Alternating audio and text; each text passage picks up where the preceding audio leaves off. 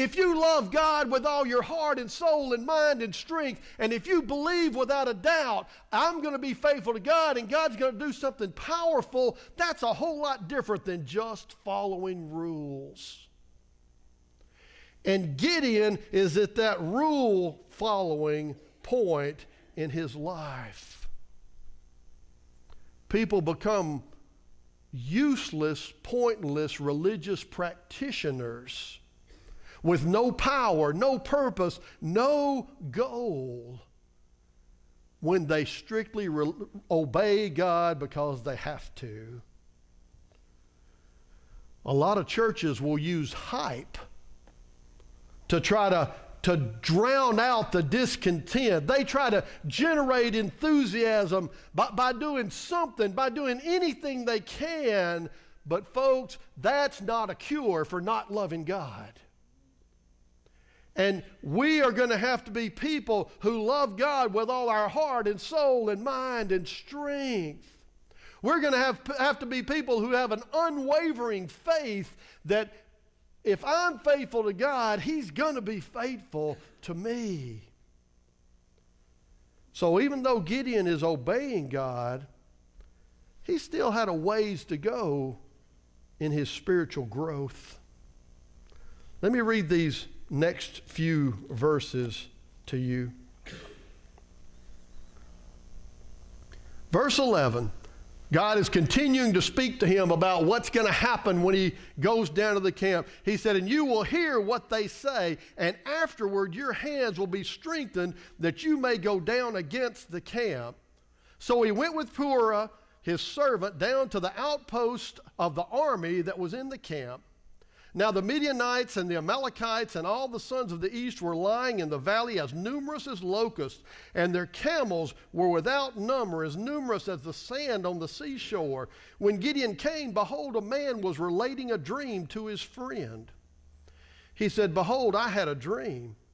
A loaf of barley bread was tumbling into the camp of Midian, and it came to the tent and struck it so that it fell, and turned it upside down so that the tent lay flat. His friend replied, this is nothing less than the sword of Gideon, the son of Joash, the man of Israel. God has given Midian and all the camp into his hand. When Gideon heard the account of the dream and its interpretation, he bowed in worship. He returned to the camp of Israel and said, arise, for the Lord has given the camp of Midian into your hands. Finally, Gideon reaches that level of confidence where he can obey God in faith, and he wins a great victory. God said, Gideon, I want you to hear something. I want you to hear what the Midianites are saying to each other.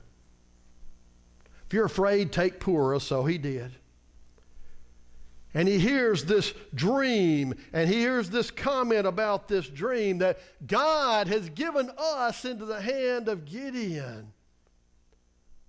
And finally, Gideon believes. That light bulb comes on. God is really going to win this battle, and he's going to do it with 300 against 135,000. It's at this point that Gideon becomes a new person.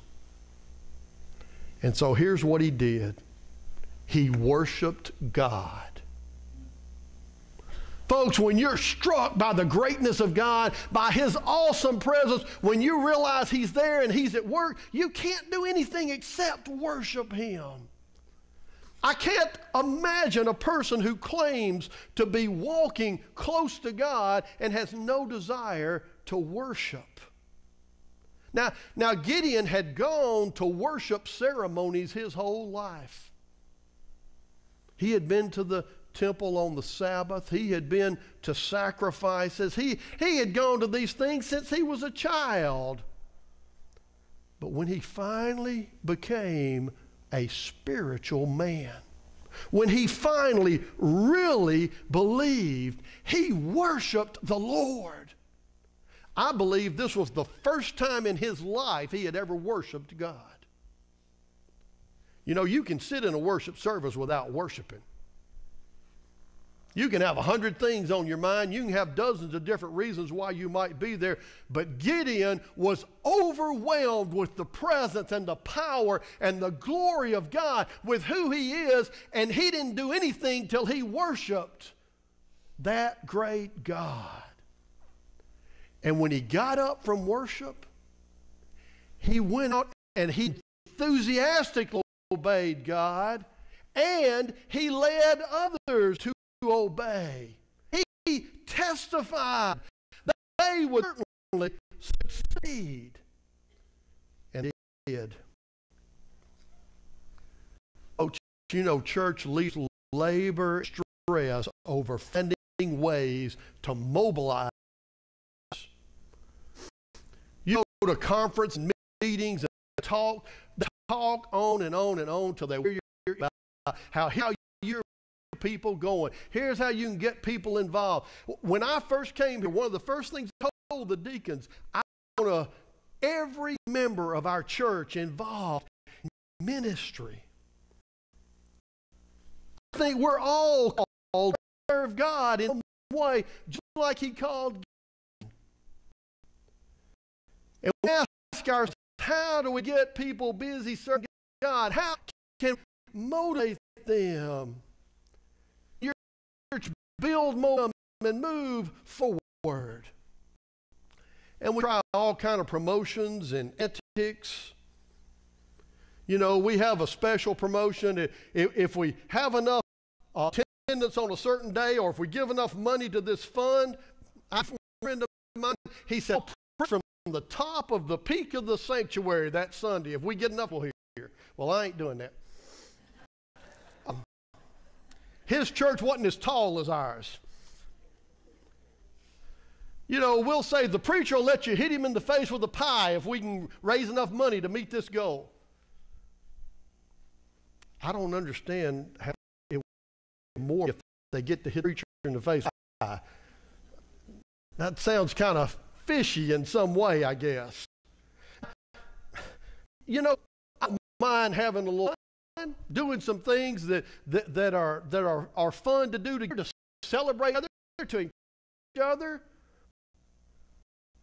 But sustained spiritual growth, sustained progress in part of God's kingdom only comes when people know they are doing what God called them to do, and when they believe that if they obey, God is going to act powerfully to accomplish His purpose. Folks, when we are certain of two things, just can't be stopped. You can't stop somebody who knows he's doing what God called him to do. Some believes with all his heart that God's going to work. Loves God. Extreme. All that he can. Someone who knows